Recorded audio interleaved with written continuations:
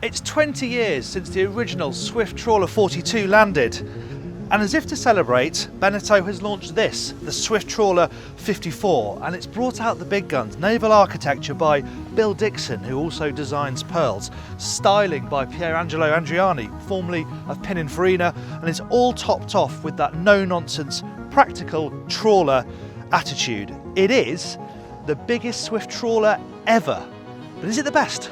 Well, we're going to find out with an in-depth tour and sea trial. I'm Jack Haines, welcome to YachtBuyer.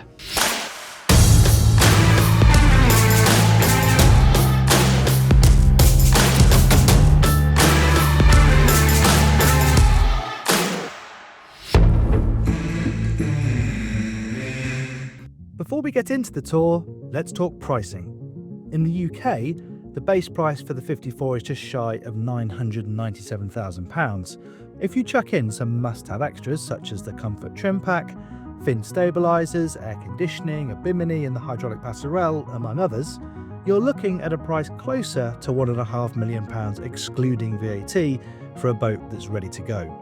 And if you want to compare the ST54 to its closest rivals, such as the Absolute Liveaboard 53, go to yachtbuyer.com. You can use our industry-leading comparison tool to compare their data side by side, look at photos, and see how their layouts differ so you know which one might suit you best.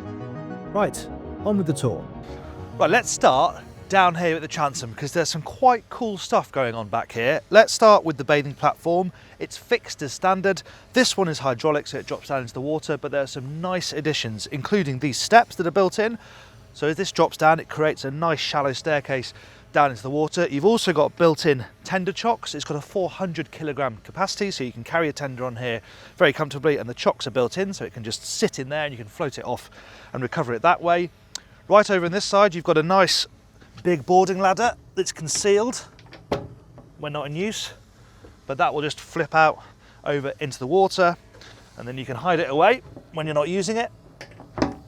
The other thing you have back here is a deck shower, just pulls out from here so you can have a little wash off after a dip. And then we have some buttons, and this I think is a typically practical trawler feature. So how about that for easy lazarette access? There's a shallow step down into the lazarette itself, and then you're through a watertight door into the engine room. Don't worry, we're going to go in there later on. Incidentally, this can be a crew cabin if you want it to be. Most owners, this is typically an owner-run boat. Most people will just want this storage, and there are some additions as well. You can have a little crane in here, so if you're lifting heavy kit in and out like sea bob, bikes, you can do that with a crane, a manual crane, rather than having to heave it in and out and maybe injuring your back. Super practical stuff, just what we expect from this range, and there's loads more of that to enjoy. So let's put this down, head into the cockpit.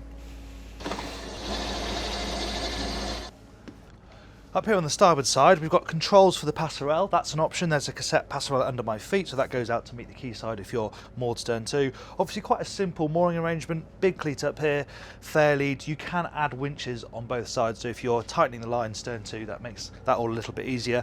And then here, this is actually the control for the hydraulic bathing platform. But also, if you have the option to have the third docking station here, there's a joystick option as well. I'll talk more about that when we go up to the helm. That's where this would be. And it's like a usual thing. You're down here at the back, really designed for when you're mooring stern to, so you've got a great view aft. And it works well because you're easily in contact with crew as well. Clearly, this boat doesn't have that option.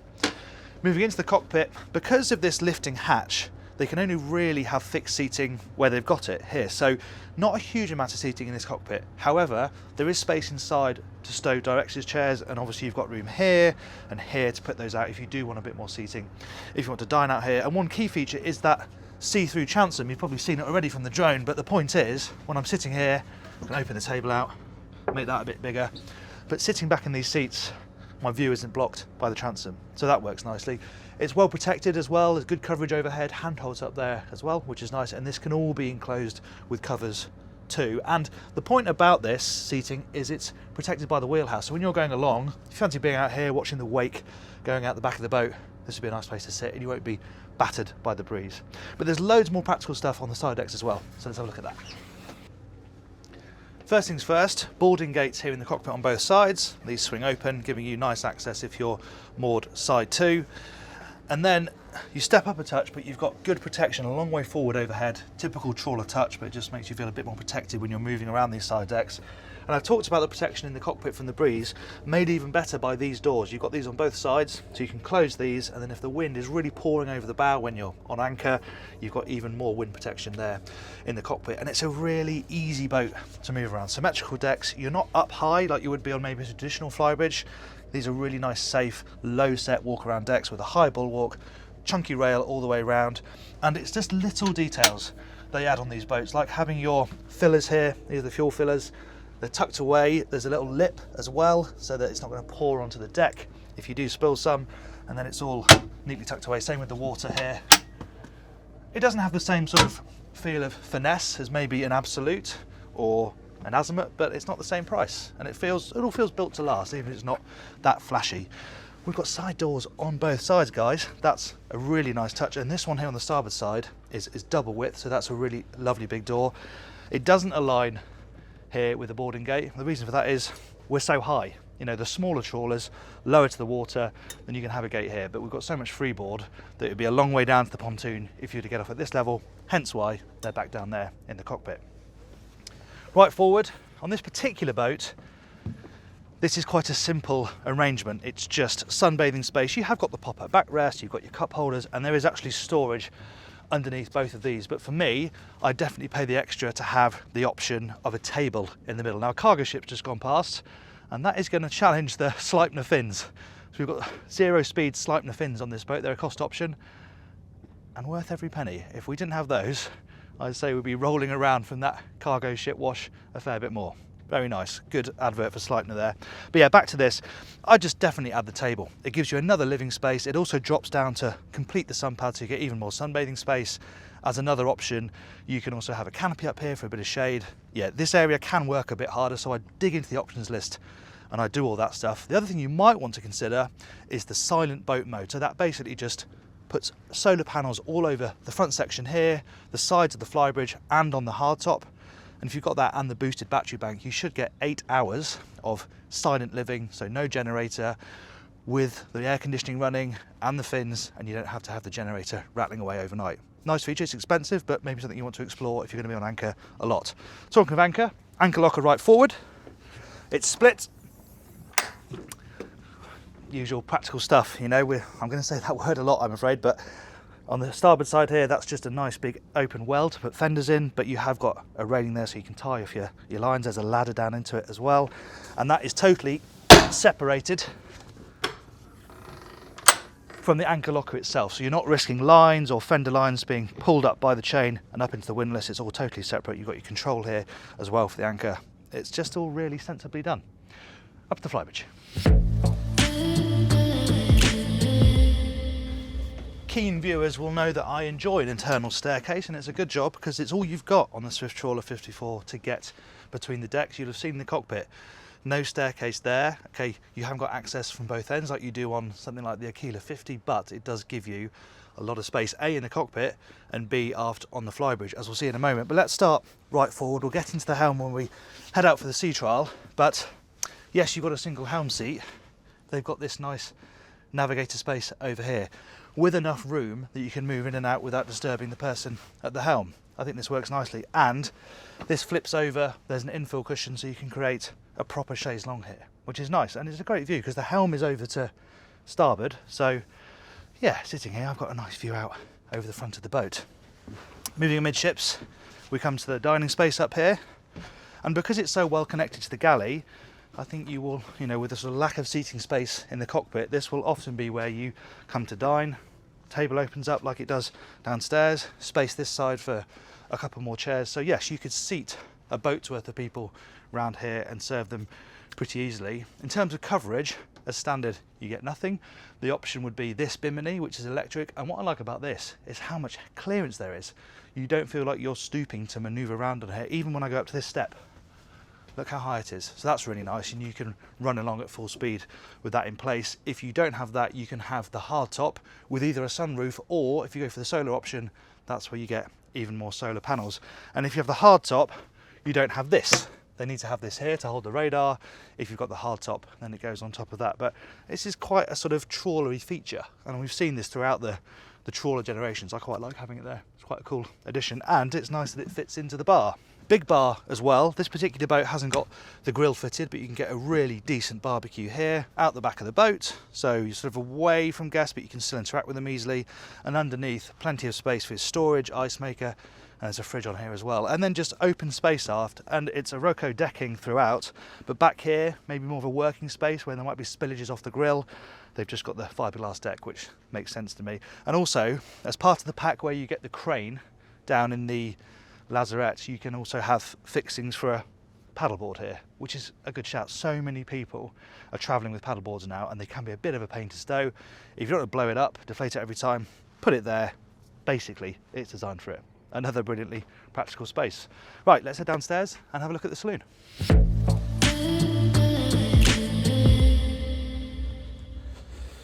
Right, into the saloon then. Obviously, lower helm, front and centre. I'm going to talk about that when we get out to sea. And then next to that, this is where the dinette is. And this has got a fixed table, but there is an option to have an up-down table that will drop right down in line with these seats to create like a watch berth. And this is why this layout works quite well. Okay, the dinette isn't huge for a boat of this size, and it's right forward. But when you're on passage, I think you'd appreciate it being here. Again, we'll get into that when the boat's actually on the move. And then, quite unique now in this sector, the amidships galley.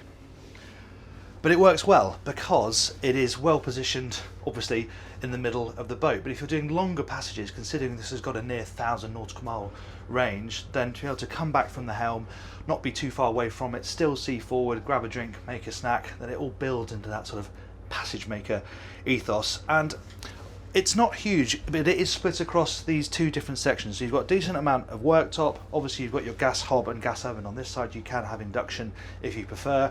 There is space for a full domestic size fridge and freezer as well, and there's a good amount of storage both overhead and underneath these counters. And the other thing, a real treat, two side doors, the big one on that side, this smaller one, great for ventilation, but also means you can get in and out from both sides of the boat. That just makes moving around so much easier.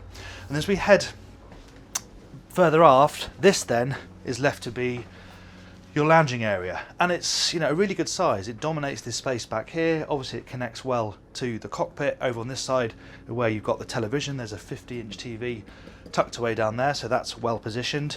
Now this boat was actually spec'd by Beneteau. It's a bit of a strange spec in a way because they've left out things like the optional drawer fridge you can have down here. You can have a wine cooler over on this side. This is just open space for you to store your bits and bobs, really. I would say that maybe having some sort of fascia on it, like a glass fascia, wouldn't be a bad idea because you can't store tall things in there because they're just going to fall out. But there are some quite useful drawers underneath that go back a long way. In fact, the storage solutions are quite clever because this is the TV, but back here you've got a nice deep locker here, and that's also got access to fuel shut off and things like that, so that's nice and easy to get to. There's an even bigger one back here that goes a long way back, really good for bottle storage, that type of thing. So yeah, the practicality really is everywhere. Even the fact you've got these nice fiddles to stop, you know, your leaf ornaments sliding off when you're moving around, and there's stuff to stop the humans sliding around as well. You've got these handholds.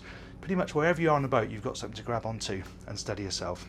The other thing you can do is add a cushion to this coffee table, so it becomes a bit of a footstool, so then you can sit back on the sofa, put your feet up and watch the TV. But when the TV is down, that is a lovely view out of that big picture window. It does feel very homely. It's designed to be a live on board, a boat that you can live on for long periods of time. So let's see if you're going to do that. Where are you going to sleep? Downstairs. There's a staircase on the starboard side of the helm down to the lower deck, and on the way down you pass a couple of storage voids. This one, I mentioned in the cockpit that there is space designed to hold the director's chairs for outside. Well, they go in there. It's also another hanging locker, really handy for your sort of waterproof coats, things like that. This side, that's just a technical panel. You can see you've got access to fuses up there as well, but as with most of the technical stuff on this boat, it's all pretty easy to get to. And when it comes to layout, it's a 3-cabin layout, 2-bathroom, pretty fixed, but there are some things you can do with the 3rd cabin, as I'll explain in a moment. Before we go to that though, just notice you have your washer dryer down here in the middle of all the guest cabins, so that's very convenient for guests to be able to use. And above that you can have, you know, laundry storage here, keep all your bits and bobs in there, and it's all nice and close to where you're going to be using it. And we're going to actually start in the 3rd cabin. So as you can see, this is set up in this over-under bunk formation. It's a nice flexible cabin like this, perfect for the kids. They've got some storage underneath this bunk. You've also got storage behind me. It's quite clever actually. Beneteau's really good at this sort of stuff, just finding storage in every little corner, and anybody who's lived on board boats for a long time knows you can't have enough storage. And actually this, guys, it has direct access to the dayhead, so it is en suite. However, you can have this as a double if you prefer that over the bunks, but you do lose the access to the dayhead. Then after that, we come to the owner's cabin. So amidships, full beam. There are a few level changes, but even here when I'm up on a ledge to account for the hull underneath, at 6 foot tall, I can just about stand more comfortable at the end of the bed, but it's fine to move around either side of the bed. The bed itself is a good size, and storage is excellent in this cabin as well, both in the form of these drawers, hanging lockers here, but look at the size of this void here. Ottoman bed. So you don't have to lift off panels, it all comes up just like it would at home, but if you're putting bags in there, shoes, bulkier kit, it's really handy to have easy access like that.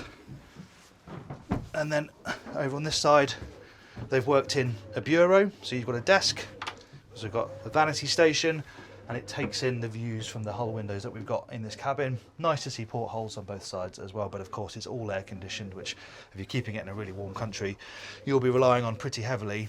Now earlier on we had the generator running, and it was really noticeable down here. You may be able to hear the fins moving around on the microphone, but certainly with the generator on, you know, the engine room is just through there, you can hear it. So again, if you're going to be spending a lot of time on anchor or on buoys, then that silent boat pack with the lithium batteries and the solar panels could well be worth considering. Final thing in this cabin is the ensuite. Private ensuite. The doors do argue with each other a little bit. You see, they sort of get in each other's way, and then this one doesn't pin when it's open, which is a little bit annoying, nor does this one. But once you're inside the bathroom, as the owner, you've got a really nice space. Headroom is great, separate shower cubicle, which has got a range shower head in it, which is a nice touch, and nice components as well. Tecmar loos, they're really good bits of kit. And yeah, the finish is nice. This one's got the sort of teak effect finish with the wood throughout. Quite traditional, very sort of old school Swift Trawler. There's a lighter oak version, which the showboat at Cannes had. Personally, I'd go for that. I think it just lifts everything a bit brighter, a bit more modern, but I like the use of Corian on the counter. The sinks are nice, and it's a really nicely done space. But the final cabin to check out, the VIP forward. Before the VIP, we come to its ensuite, but that's also dayhead access. So there's a door here from the lobby, and that's also that bathroom I mentioned that's shared with the third cabin. So that bathroom is working quite hard. But right here forward in the VIP, another nice space, just as practical in many ways as the owner's cabin. You've got an even bigger hanging locker here on the starboard side. They've worked a bureau in behind the door, which is quite nice. And again, you've got the Ottoman style bed, so guests have got loads of space to stow away their luggage and bulkier items. It's all made very, very easy. You've got, you know, not bedside tables, but because they've got the fiddles like they have up in the saloon, things aren't going to slide around if you stay them up there. You've got your sockets there as well, so your phones, your devices will be plugged in at night, so it makes sense to make sure they're not going to slide around. You've also got repeaters for the climate control, lighting, so you can lie in bed and turn off the spotlights in here, though you notice you've got your reading lights as well, and almost as large windows as amidships right forward here. You haven't got a skylight, but those bring in a decent amount of natural light. With this slightly darker wood, I think that natural light's really important. And then another access point to that same bathroom. Nicely designed space. Again, the toilet is behind the door. That's not too much of an issue. Similar in finish to the owner's cabin. Crucially, nice big separate shower cubicle. No range shower head, but plenty of height on the shower wand, and you've got a porthole right above so you can let the steam out really easily. Now you've seen the decks and interior, let's head up top and see what it's like to drive. Right then, let's get up to speed. And while the engines whir into life, now's a good time for you guys to subscribe if you're not doing so already. We're going to keep on bringing you more sea trials on the YachtBuyer channel, so hit that subscribe button, hit that bell icon, and you'll be notified every time we upload one. Right, we're rumbling along now, 2,500 RPM. It's a semi-displacement hull, so there isn't really a hump to get onto the plane like you'd have with a planing boat. It just, you know, a little bit of bow rise, It just starts pushing through the water ever more quickly as you surge the throttles forward. Now, one of the things that you have to compromise on if you want a trawler of this style is performance. This is not a 30 knot boat. It's not even really a 20 knot boat. It's going to top out at around 18, 19 knots. So if you want that type of performance, you're going to be looking elsewhere. You know, rivals to this, such as, you know, the absolute and better range. They're not particularly quick boats, but with the IPS, they're going to top out at 28 knots. So if you want that type of performance, that's where you need to be. Here on the ST54, fast cruising, 15-60 knots, I think, is where you want to be.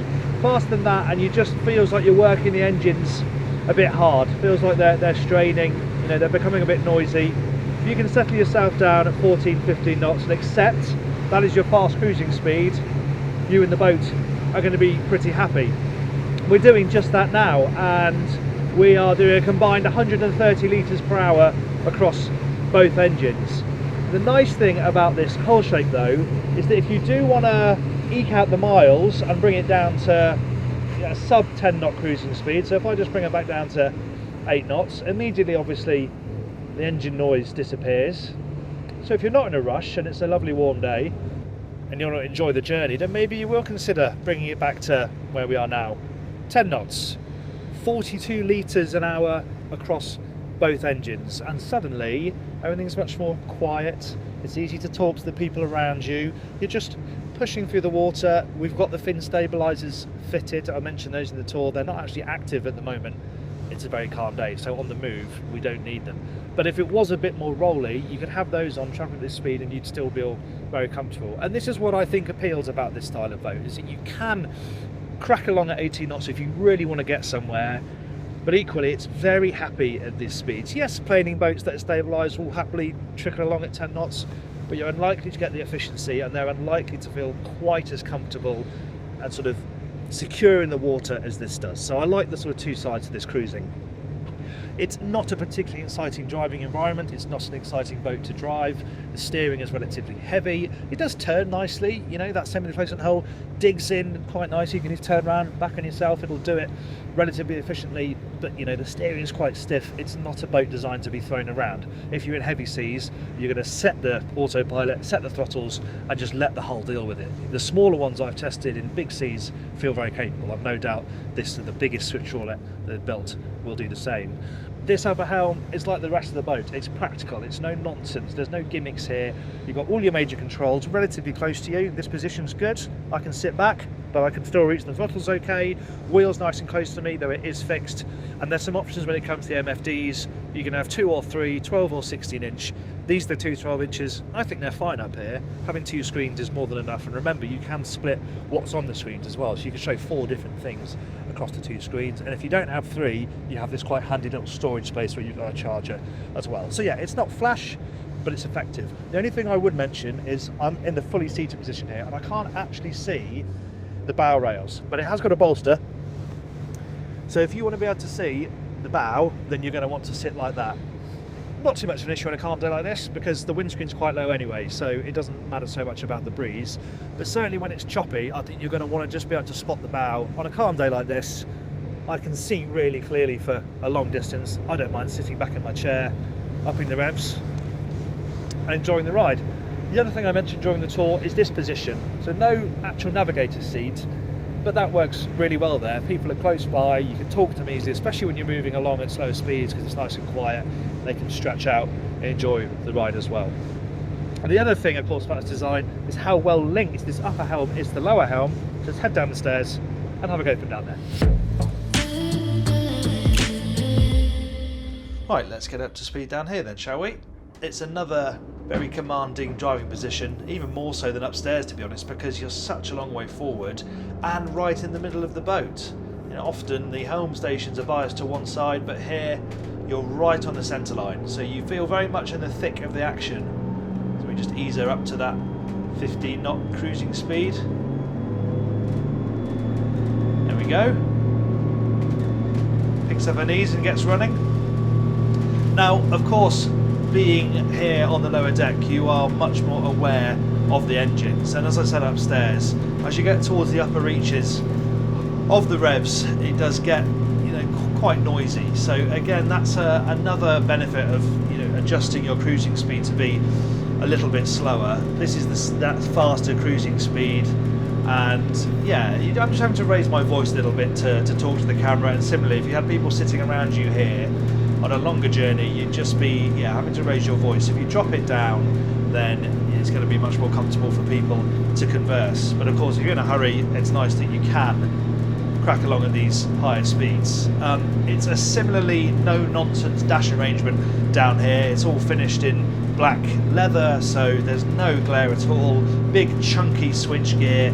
It's not sort of uniform glass bridge stuff here. It's old school dials, big thick switches, but it sort of works with the aesthetic of the boat. And like upstairs, you can have more MFDs down here if you wanted to. I definitely have 2 down here. You can't have 3, but you can have 2, and I would do that. And I'd probably go for the 2 16-inch ones, because if you're in bad weather or at night, you're probably going to be helming from down here, and I think having as much information on those screens as possible is just going to be really helpful, because you've got cameras around the boat, you've obviously got your engine information. I have got a second screen down here, a pretty old school looking thing from Cummins, but I like having it up on this screen, and of course your chart on your radar. So lots of information show down here. I definitely go for the twin MFDs. The view forward is excellent, that inwardly raked windscreen. It's got thin mullions, so this sort of angle I've got a fantastic view, but because I'm in the middle, there are blind spots on both sides. So because of the galley here, I can't really see behind me this side, and again, because of this upright, although there's glass there, because it comes down quite a long way, I can't fully see what's behind me. So you're going to be relying on your crew. If you're doing a hard turn, or you just want to check if things are coming up on either side, you're going to have to ask the crew to pop their head out the window. But as I've said, you've got a window and a side door on both sides, so that shouldn't be too complicated. Helm position, nice and comfortable. This is a much sort of bigger chair than upstairs. It's a proper helm chair. Goes up and down on an electric pedestal, so you can raise and lower the height. And a lovely big ship's wheel down here as well. And actually the steering is a bit lighter. The wheel's bigger, but it's easier to thread through the hands down here. And actually, she just noses nice and immediately when you start chucking in a bit of lock. But yeah, it's a lovely comfortable position. Throttles could do with coming back a little bit so that I can sit back. If they were just there with the wheel there, it would be perfect. But it's not too bad. And this is probably the position you're going to be in when you're doing night passages, longer stints at sea. So it's important that this is comfortable, and it's important that it connects to this area here. As I said during the tour, this is where people will find themselves when the boat's on the move. Guests can eat on the move, be here and be up as part of the action. You can do some work, the laptop, but you can still stretch out and relax. And obviously the galley is just behind you. So for passage making, I think this arrangement really does make a lot of sense. We've got the fin stabilisers on at the moment. They're not working very hard at all because it's totally flat calm. Daylight today, you're really going to feel the benefit of them when the boat's stationary, but if there's a lot of swell, you'll appreciate having those little switch panel down here. Trim tabs, I haven't mentioned those yet. It's got traditional Lenco tabs, so the flaps that are attached to the transom. It's not got blades, it's got old school flaps. I haven't touched them once today. Could just be the conditions, the load of the boat, but it just has this very nice level running attitude. I mentioned the view upstairs, that's more to do with the chair than the actual running attitude of the boat. From here, don't need the tabs, and it just sits really nicely. I'm barely having to touch the wheel here, we're just tracking along lovely and straight, and that's part of the benefit, the dynamic stability you get with a semi-displacement hull. That's one of the nice things about it, is that it just sits there, tracks along, covering the miles, which is exactly what this thing is designed to do. So that's the high-speed driving experience. I've mentioned about this being most likely an owner-run boat, and obviously a very important part of that process is what it's like to manoeuvre around a marina. So let's head into the handle and do that now.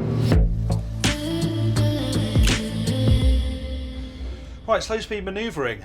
We've been given a lovely tight berth to thread this big girl into, so it's a good test. As I said, the joystick is an option. If you had that, it's about 40 grand. It would combine the props and the thrusters, so really taking all the thinking out of it. At the moment, obviously, I've got a bow and a stern thruster, and I've got the throttles, so I'm just using a mixture of all of those to negotiate this fairway. There's a little bit of cross tide, final throws of the ebb, so it's not too bad, and low tide means we've got a bit of protection from the walls as well. But yeah, I mean, the boat feels big down here. I'm a long way off the water, smaller boats either side. But what I will say is, as you can tell, I've elected to manoeuvre from down here. And you know, it's the same on the smaller Swift trawlers. They've all got flybridges, but I just like the fact that I'm in contact with the crew down here. I've got side doors on both sides, so if I do need to quickly get onto deck for whatever reason I can. My view is still pretty good. I've got the camera up so I can see the proximity to the pontoon, see where the bathing platform is. And you just feel very in control down here, especially being in the middle of the boat. I really have got a great all-round view. So that's the way I've chosen. So yeah, I'm just edging it in and out of gear. These Cummins throttles are nice and positive and out of gear, so you really know when you've selected a gear, and I'm just in and out of neutral, just keeping her drifting along. There's a bit of a tight turn at the end. And this is the nice thing about, you know, joysticks are good, but sometimes when you want the real fine control, and I'm just putting a bit of thruster in now and then, it's just easier with the two sets of controls sometimes. But granted, it's a pretty nice calm day. So let's tuck the bow in here, drift in a bit.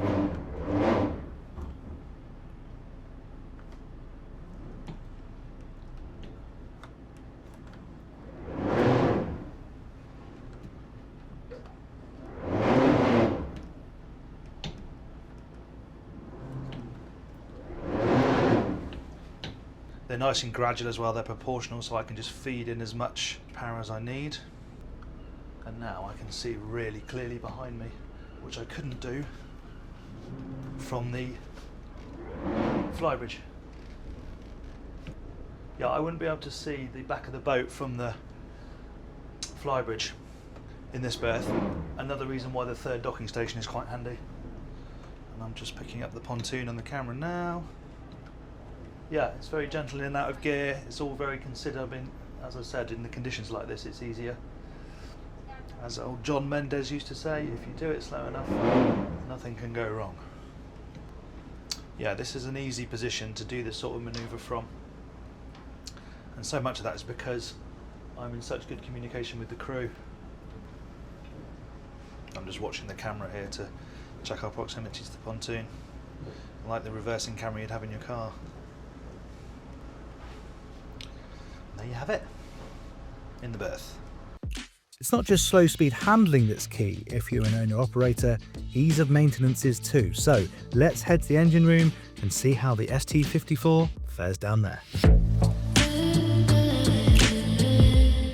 I can't tell you how much easier this is going to make your life, having such convenient lazarette access where you're not having to lift up a really heavy hatch. And as I said, you can have that crane mechanism stows up here if you opt for it, and then if you have got heavy kit in here, you can use that to get it onto deck. And you can spec this as a crew cabin. As I said, I don't think many people will be doing it. It's a pretty compromised space if you do, but where this flat panel is here, that's where the bed would be. But for me, this amount of easily accessed space is just gold on a boat like this. You can see we've all got the fenders stowed up here, all the safety gear. It's great. And then you've got this partition here through a watertight door, and you're into the engine room.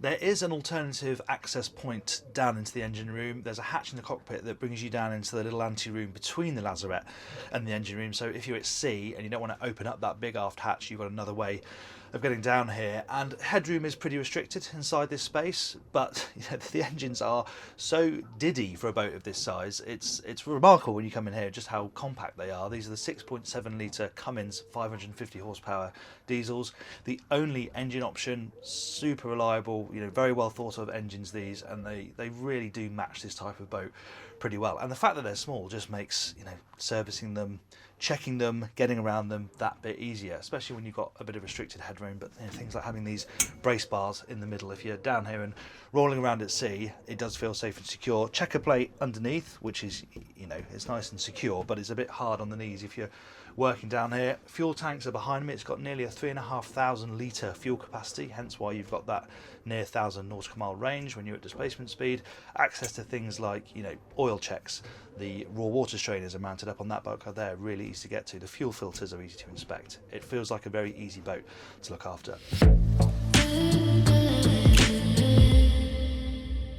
If you're familiar with the smaller boats in this range, it comes as no surprise that this boat comes together so well. And the other major benefit this model has is loads and loads of existing customer feedback. I know for a fact that Beneteau went to Swift Trawler owners and said, what can we do with this boat to make it as usable as possible?